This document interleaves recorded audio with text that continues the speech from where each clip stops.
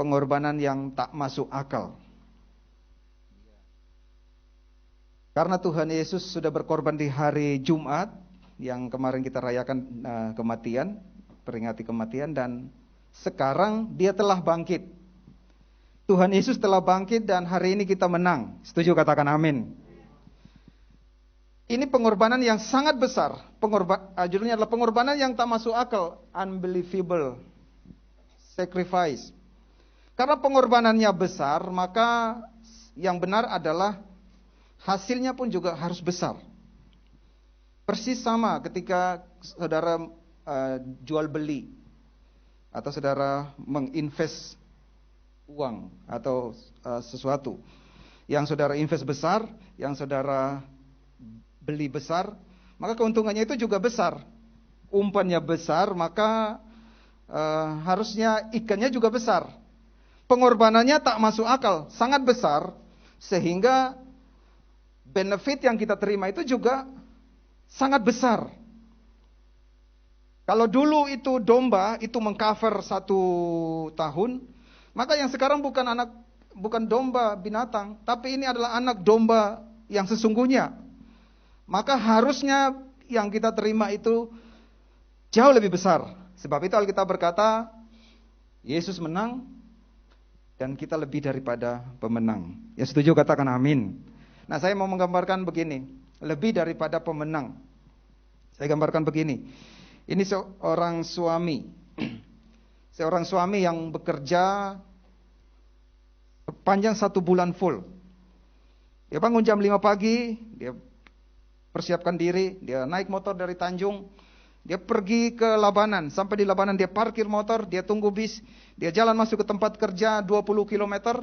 Dan sampai di tempat kerja dia harus melepaskan pakaian, dia memakai pakaian kerja dan dia harus mengoperasikan alat-alat yang bisa membahayakan keselamatannya. Dan dia bekerja sepanjang 1 hari sampai jam 5 malam. Dia pulang kembali, naik bis ke motornya, dia naik motornya kembali ke Tanjung. Sampai ke Tanjung jam 7 malam. Dan dia istirahat, dia tidur lagi. Jam 5 dia bangun lagi. Naik motor lagi, pergi parkir di Labanan dan tunggu bis bawa ke tempat kerja. Dan dia mengoperasikan alat-alat yang bisa membahayakan keselamatannya. Dan selesai dia bekerja, dia pulang lagi. Naik motornya kembali ke rumah jam 7 malam. Besok pagi dia putar lagi jam 5. Sampai sana jam 5 balik lagi sampai jam 7. Nah, putar terus begitu. Nah, putar sampai 1 bulan berakhir.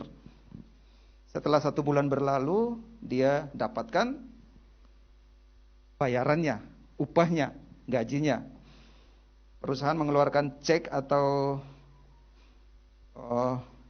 sesuatu yang bisa ditukar atau uang tunai, diserahkan kepadanya dan itu adalah akhir bulan. Dan dia pulang ke rumah. Dan istrinya di rumah tahu, itu akhir bulan, pasti sudah dibayar. Nah, waktu dia sampai di rumah, istrinya berkata, mana gajinya? Istrinya berkata, mana gajinya? Waktu sang suami keluarkan ceknya dan kasih. 1 bulan suami bekerja di sana dan dapatkan hasilnya. Nah, begitu dia dapatkan hasilnya, dia serahkan kepada istrinya yang tidak melalui perjalanan ke sana, ke sini. Setelah suaminya dari sana ke sini dia menang, lalu dia sampai di rumah dia serahkan apa yang bagian yang dia dapat dari pekerjaan itu kepada istrinya yang tidak melewati proses dari sana ke sini. Nah, sekarang saya menanya, suaminya menang, tapi istrinya lebih daripada pemenang. Suaminya menang, tapi istrinya lebih daripada pemenang. Yesus Kristus Tuhan harus berkorban naik di atas kayu salib. Dan sekarang dia telah bangkit. Dan kemenangan telah diperoleh. Dan memberikan kemenangan kepada saya dan saudara. Yesus menang. Sekarang saya dan saudara lebih daripada pemenang. Setuju? Katakan amin. Yesus bayar, lalu kita yang terima. Yesus mati, kita yang dapat hidup yang kekal. Dia yang terhukum, tercabik. Alkitab berkata ganjaran yang mendatangkan hukuman bagi kita ditimpakan kepadanya, dan oleh bilur-bilurnya kita menjadi sembuh.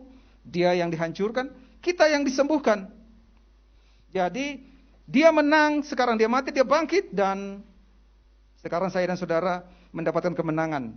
Seharusnya kita yang mengalami itu, tapi Yesus yang mengalami dan memberikannya kepada kita. Sehingga kita lebih dari pemenang. Saudara, hari ini adalah hari kebangkitan. Kemarin hari Jumat saya berkata, ada 5 hari yang sangat penting dalam iman Kristen. Nggak ada yang lebih besar dari semuanya. Yaitu 1, lahir. Lahir itu sangat besar. Dan orang merayakan dengan perayaan yang besar. Tapi kematian, orang nggak merayakannya. Padahal itu sama besarnya. Yesus lahir, tapi kalau dia tidak mati bagi dosa kita, maka kita tetaplah sia-sia di dalam iman kita. Nah, Yesus lahir, Yesus mati, tapi dia tidak bangkit. Tetap sama. Yesus lahir, Yesus mati, dia bangkit, tapi dia tidak naik ke surga. Dia tetap juga mati. Mati lagi maksudnya. Tetap juga sia-sia iman kita. Tetapi yang benar adalah Tuhan Yesus lahir, dia mati, dia bangkit, dan dia naik ke surga. Sehingga semua orang yang percaya kepada Yesus Kristus Tuhan tidak pernah sia-sia imanmu. Yang setuju katakan amin. Dan satu yang lebih besar, yang sama besarnya. Sampai di surga, dikirimlah roh penolong untuk menolong semua orang yang sudah dibayar dengan harga yang mahal. Supaya tidak ada satupun yang hilang. Dipelihara, dijamin sampai akhirnya. Itu juga hari yang besar. Jadi ada 5 hari yang sangat besar. Dan hari ini kita merayakan Yesus telah bangkit. Sehingga kita menjadi lebih daripada pemenang. Kalau saudara lihat Paskah yang pertama. Nah, Paskah yang pertama itu terjadi di Mesir. Di mana anak domba dikorbankan dan hasil daripada yang pertama, domba yang dikorbankan, yaitu malaikat maut melewati ambang pintu yang diberi tanda. Orang berkata ini pengorbanan yang gak masuk akal. Mana bisa darah domba itu bisa menghalau kematian? Gak mungkin. Tetapi itu adalah bayangan daripada sesungguhnya yang akan datang.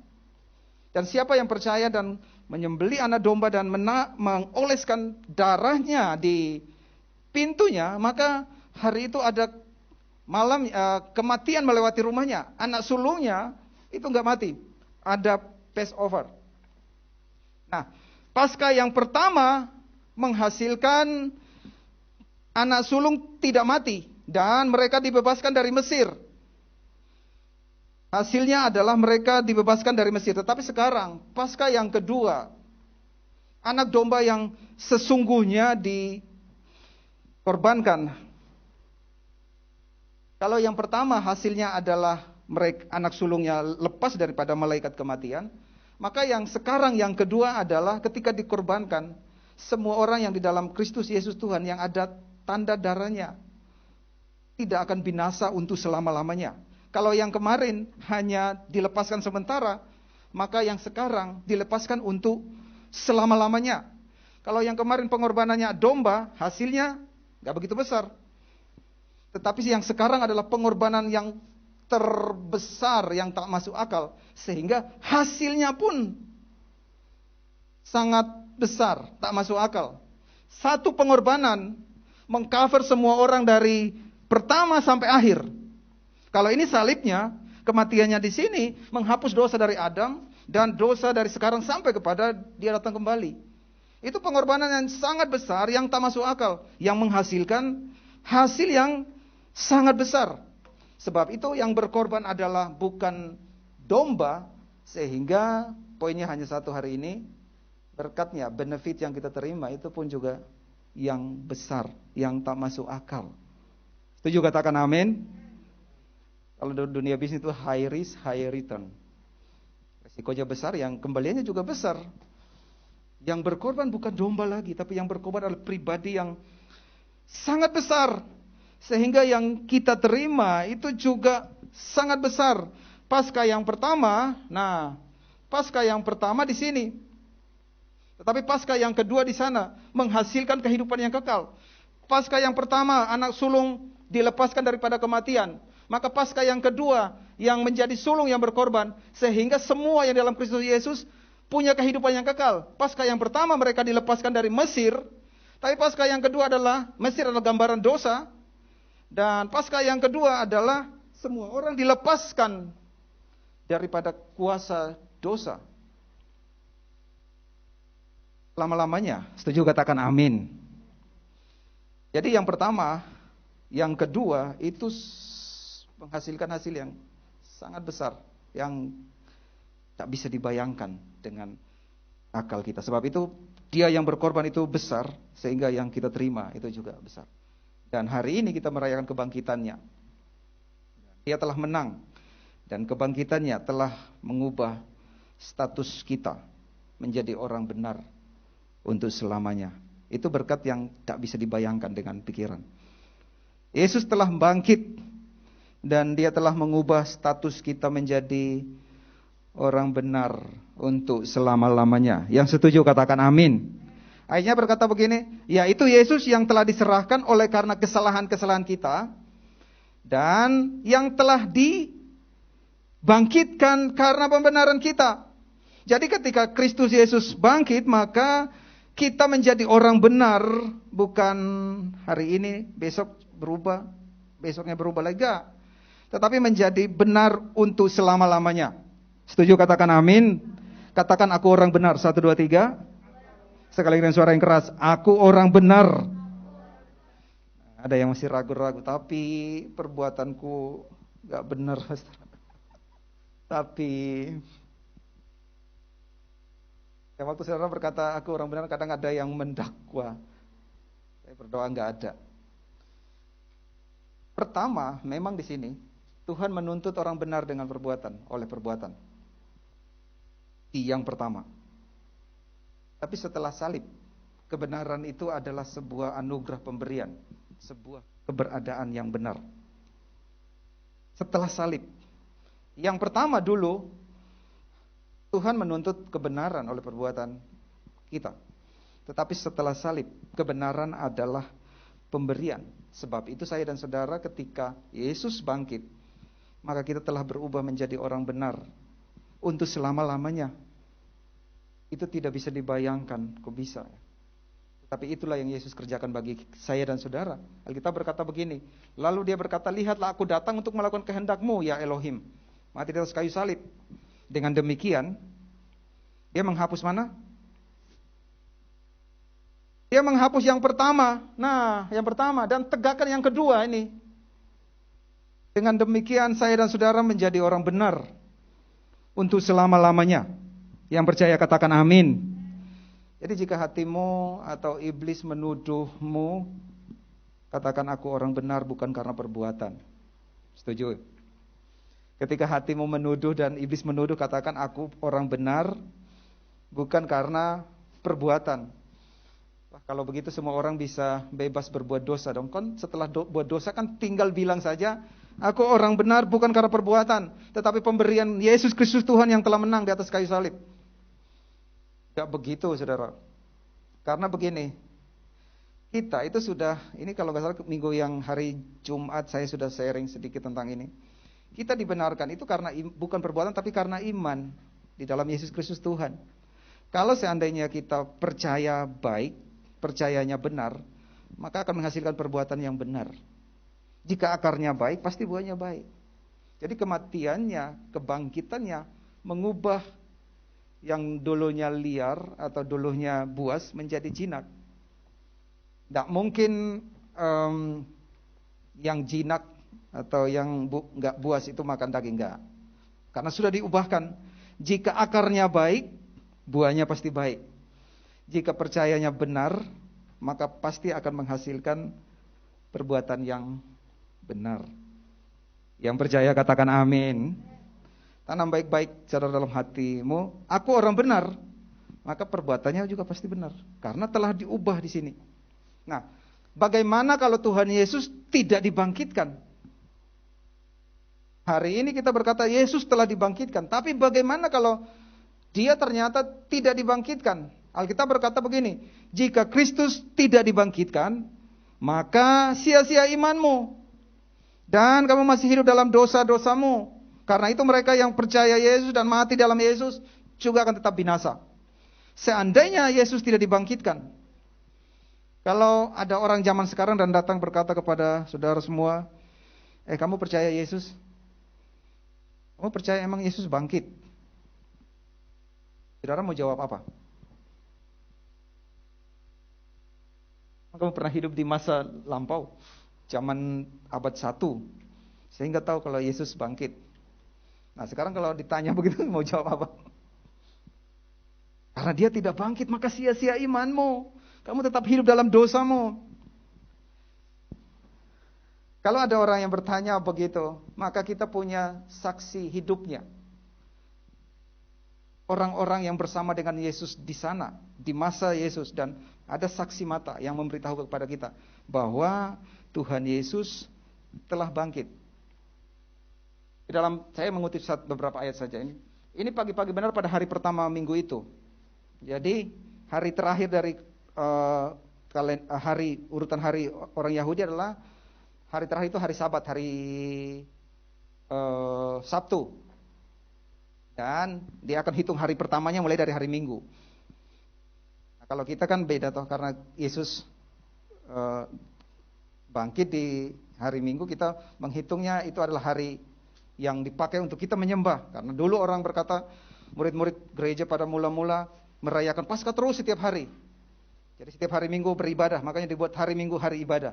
Tapi yang di dalam masa itu urutannya adalah hari Sabtu itu adalah hari terakhir orang Yahudi. Sehingga hari pertamanya adalah hari Minggu. Nah, hari pertama dari Minggu itu mereka datang ke kubur dan bawa rempah-rempah untuk dan mereka bersama mereka ada juga beberapa orang, dan namun mereka mendapati batu itu sudah terguling dari kubur. Setelah mereka masuk, mayat Tuhan Yesus tidak ditemukan. Dan sementara mereka kebingungan mengenai hal itu, tampaklah dua orang berdiri dekat mereka dengan pakaian yang berkilau-kilau. Mereka menundukkan wajah mereka karena sangat ketakutan. Tetapi kedua orang itu berkata, "Mengapa kamu mencari yang hidup di antara yang mati?" Ayat 6 berkata, Dia tidak ada di sini. Dia telah bangkit. Ada saksi, ada orang yang melihat, yang memberitahu saya dan saudara. Yesus telah bangkit. Sehingga kalau Tuhan Yesus sudah bangkit, maka apakah sia-sia imanmu? Sia-sia apa? Enggak. Karena Yesus bangkit, maka tidaklah sia-sia imanmu. Dan saudara tidak hidup lagi di dalam dosamu. Sehingga kubur kosong membuktikan. Nah, kalau kita lihat di sini, tubuh yang disiksa sama dengan yang diserahkan sama dengan tubuh yang disalibkan, dan sama juga tubuh yang dibangkitkan tetap tubuh yang sama. Dan karena Tuhan Yesus sudah bangkit, fakta kubur kosong tidak bisa dibantah bahwa Yesus sudah bangkit. Maka semua yang percaya dan menggantungkan iman percaya dalam Yesus Kristus Tuhan tidak pernah sia-sia. Yang setuju katakan amin. Yang menggantungkan imannya di dalam Kristus Yesus Tuhan tidak pernah sia-sia. Saya kembali kepada tadi saya menyebut benefitnya. Kalau Tuhan, fakta bahwa Yesus telah bangkit, maka ayat yang tadi telah gugur dengan sendirinya. Berarti tidak sia-sia iman saya dan saudara. Sehingga semua orang yang menggantungkan hidup dalam Kristus Yesus Tuhan tidak pernah sia-sia. Nah, saya mau mundur untuk memberitahukan kepada saudara apa yang kita bisa terima daripada fakta bahwa Yesus sudah bangkit. Nah, ini kalau kita lihat di masa perjanjian lama, imam besar itu masuk ke ruangan Maha Kudus untuk mempersembahkan korban pendamaian antara umat Israel dengan Yahweh itu 1 tahun sekali. Dan imam besar begitu masuk dan dia mempersembahkan korban dan selesai, lalu persembahannya diterima dan dia keluar. Begitu dia keluar dan dia menghadap umatnya dan umatnya melihat bahwa dia telah hidup. Dia bukan mati di sana, tapi dia hidup, keluar dengan selamat. Maka tahun itu mereka tahu bahwa mereka diberkati Tuhan. Jadi waktu mereka melihat imam besarnya selesai mengadakan korban pendamaian dan keluar berdiri dengan gagahnya, maka mereka semua bersorak-sorai. Karena mereka tahu bahwa sepanjang 1 tahun ke depan, pengorbanan itu telah mengcover hidup mereka. Mereka tidak akan ada wabah, tidak ada sakit penyakit, tidak ada kekeringan, tidak ada bencana. Kalau musuh menyerang mereka, mereka bisa keluar sebagai pemenang. Apapun kondisi dan keadaan mereka. Sehingga ketika pendamaian telah dilakukan dan imam besarnya keluar, mereka bersorak-sorai karena mereka mendapatkan kemenangan. Dan darah itu mengcover hanya 1 tahun ke depan. Tetapi terjadi sebaliknya seandainya imam besarnya masuk dan nggak keluar-keluar. Tunggu-tunggu nggak keluar-keluar. Ternyata dia sudah mati di dalam. Nah, waktu dia nggak keluar-keluar dan sudah mati di dalam, nggak bangun-bangun dan nggak keluar. Hari itu mereka semua terserak. Karena mereka tahu bahwa sepanjang 1 tahun itu akan terjadi bencana, akan terjadi wabah, akan terjadi peperangan, akan terjadi kesulitan, akan terjadi kekeringan. Dan sekarang saya mau beritahu kepada saudara fakta bahwa kubur kosong membuktikan bahwa imam besar kita yang tidak membawa darah binatang tapi membawa darahnya sendiri masuk ke ruang kudus sebagai perintis bagi kita dan telah menjadi imam besar sampai selama-lama menjadi menurut peraturan Melkisedek dan telah membawa darahnya sendiri untuk menjamin penebusan kekal bagi kita, telah bangkit. Bukan mati saja di sana, bukan mati masuk dan gak keluar, tapi dia telah bangkit mengalahkan kematian, sehingga saya dan saudara itu sepanjang kehidupan kita itu adalah orang-orang yang diberkati Tuhan. Yang setuju katakan amin. Karena pengorbanan, kalau domba itu pengorbanannya mengcover 1 tahun, maka pengorbanan darah anak domba yang sesungguhnya itu memberikan cover kepada saya dan saudara, itu selama-lamanya. Sebab itu ketika Tuhan Yesus telah bangkit, itu adalah kemenangan bagi saya dan saudara. Semua yang dalam Kristus Yesus Tuhan, ketika Kristus bangkit dari kubur, imanmu tidak menjadi sia-sia. Yang percaya disembuhkan, yang percaya ditolong oleh Tuhan, yang percaya diberkati Tuhan, yang percaya dilindungi oleh Tuhan, yang percaya punya hidup yang kekal. Gak pernah sia-sia. Tetapi seandainya dia tidak bangkit, maka sia-sia iman percaya kita. Tapi puji Tuhan, hari ini fakta bahwa Tuhan Yesus telah bangkit, sehingga semuanya dalam Kristus Yesus Tuhan. Tidak pernah sia-sia imanmu. Dan yang kedua, yang terakhir adalah ada pengharapan yang pasti di hari esok. Jika Kristus tidak dibangkitkan, maka sia-sia imanmu dan kami masih hidup dalam dosamu. Ayat 18 berkata, karena itu mereka yang mati dalam Kristus, mereka juga akan binasa. Tetapi puji Tuhan, Dia telah bangkit. Sehingga yang percaya tidak akan mati, tidak akan binasa, tetapi punya hidup yang kekal. Yang percaya katakan amin. Yesus telah bangkit. Sehingga yang percaya di dalam Yesus Kristus Tuhan tidak binasa, tapi ada pengharapan kehidupan yang kekal di dalam Yesus Kristus Tuhan. Nah, saya kasih gambaran begini. Kita mengerti bahwa fakta Yesus kubur kosong dan saksi mata menunjukkan bahwa Yesus telah bangkit. Sehingga semua orang yang berharap kepada Kristus Yesus tidak pernah dikecewakan. Tapi bagaimana kalau kita bisa sadar bahwa kita bebas? Harusnya saya dan saudara harus sadar bahwa kita sudah benar-benar bebas ketika kita melihat Yesus telah bangkit. Kadang-kadang kita menjadi orang Kristen, kita dalam ketakutan. Apa benar ya? Dalam keraguan. Saya kasih gambaran begini, seandainya seseorang itu menggantikan hukuman saudara di dalam penjara, lalu saudara bebas melakukan segala sesuatu, tapi karena ada orang yang telah menjamin masuk dalam penjara, bagaimana kita bisa tetap bersuka cita? Bagaimana kita bisa tetap merasa bahwa kita aman dan kita sudah bebas? Aku sudah bebas dari hukumanku. Contohnya begini, saya pergi jalan-jalan ke luar negeri, jalan-jalan ke Singapura, lalu tiba-tiba saya buang sampah. Di sana ada kamera CCTV, lalu saya ditangkap dan saya dipenjarakan. Tapi hari Minggunya saya mau khotbah. Saya bilang sama polisinya, tolong lepaskan saya. Saya mau khotbah hari Minggu, tapi polisinya berkata, enggak bisa. Kamu bisa lepas kalau ada orang yang masuk gantikan kamu di sel. Akhirnya ada teman yang baik dengan saya, dia berkata, sudah kamu pelayanan hari Minggu, saya yang masuk gantikan kamu dalam penjara. Saya pelayanan, tapi saya akan terus mikir, wah, ada orang yang terhukum karena saya. Hukuman saya belum selesai. Tapi bagaimana saya bisa tenang dan bisa damai hati saya? Waktu saya pulang ke rumah dan saya sudah lihat teman saya itu keluar dari penjara. Saya tahu bahwa hari itu saya bisa pulang kembali ke negara saya. Saya tahu bahwa hari itu saya sudah bebas, tidak ada hukum lagi, tidak ada polisi atau hukum lagi yang akan mendakwa saya. Ketika saya lihat teman saya sudah bebas.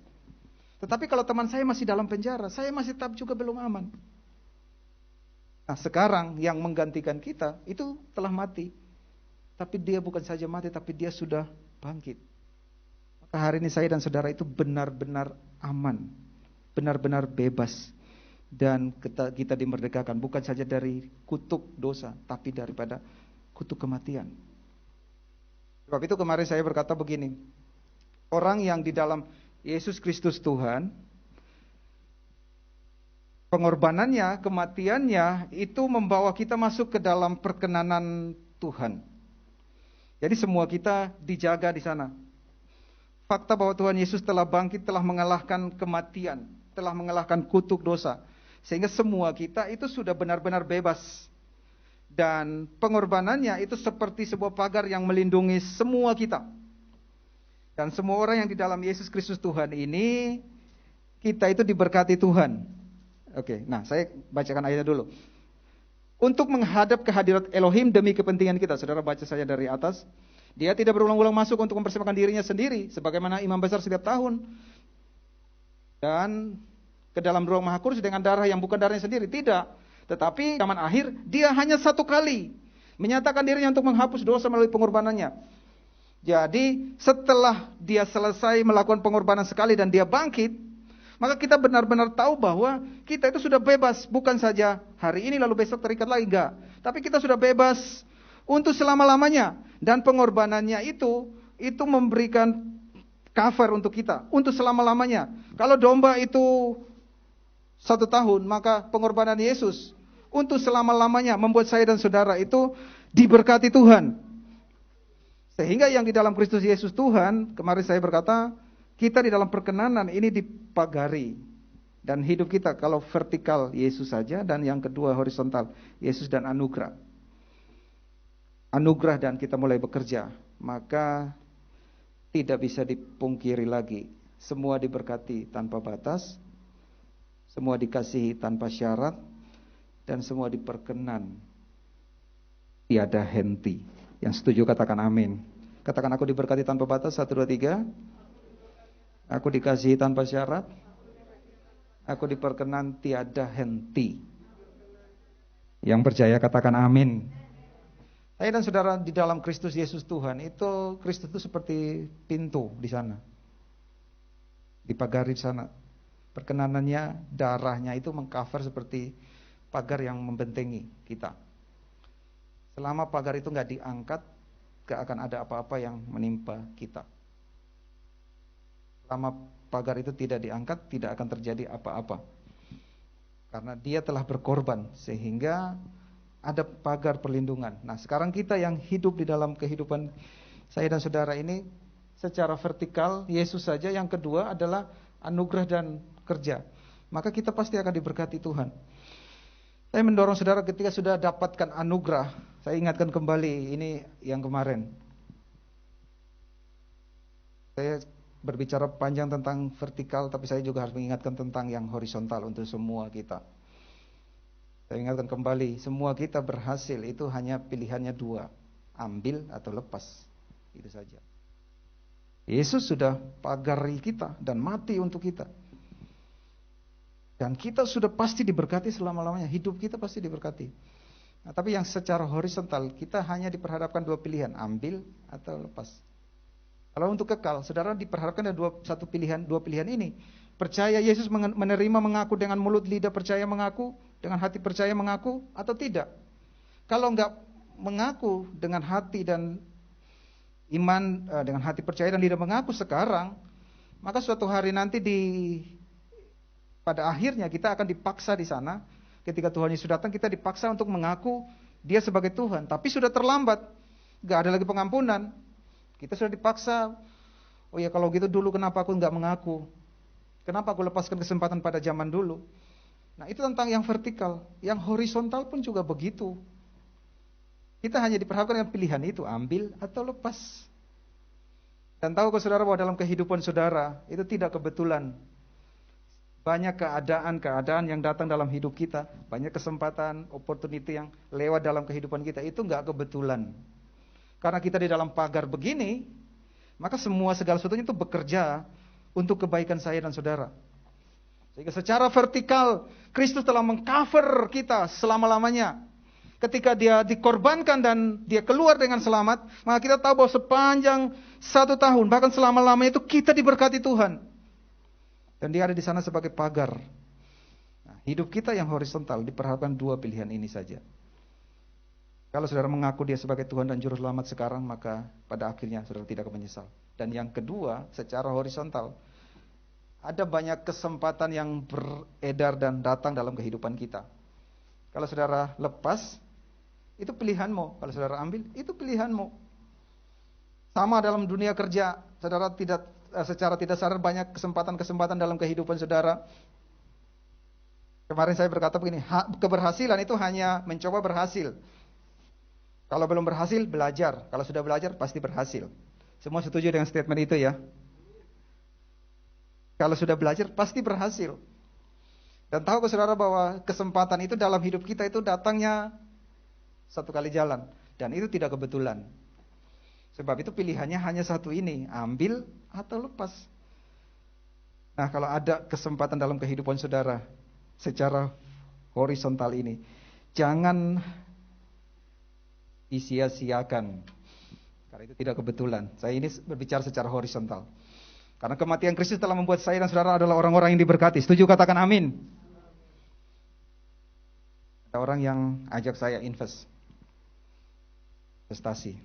Kalau biasa orang invest itu kan mempelajari bidang yang dia investasikan sampai sedetail-detailnya dan dia meminimalisir dampak kerugian dan kegagalan.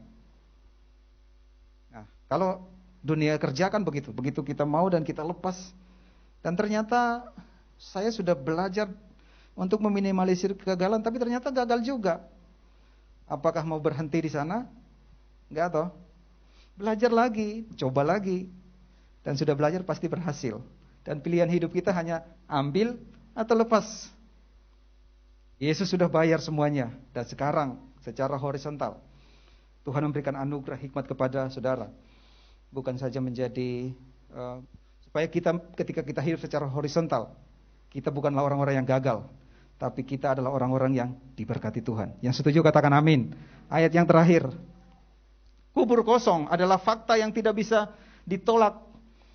Bukti bahwa Tuhan Yesus sudah dibangkitkan sehingga kita menang, kita bebas, kita diberkati, mau dikalahkan dan kuasa dosa sudah dipatahkan.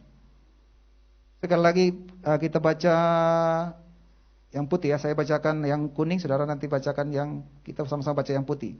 Kubur kosong adalah fakta yang tidak bisa ditolak atau dibantah bahwa Tuhan Yesus sudah bangkit sehingga kita menang, kita bebas, kita diberkati, mau dikalahkan dan kuasa dosa sudah dipatahkan. Setuju katakan amin. Yang percaya berikan sorak-sorak yang meriah bagi Kristus Yesus Tuhan. Itu fakta yang gak bisa ditolak dan dibantah oleh siapapun. Dan saudara adalah orang-orang yang menang, yang benar-benar bebas, diberkati. Dosa sudah dipatahkan, kematian sudah dikalahkan, maut sudah dikalahkan. Dan ayat yang terakhir sama-sama kita baca. Saya berharap kita ganti kata ganti orang kedua dengan ganti diri, ganti aku. Itu ada kata ganti orang kedua ya. Ganti diri, saya atau aku. Nah, saya kasih contoh, Kristus telah mati untuk aku, supaya aku yang hidup tidak lagi hidup untuk diriku sendiri. Nah, itu kata ganti diri ya. Oke, 2 Korintus 5 ayat 15, sama-sama kita baca dengan suara yang keras, 1, 2, 3.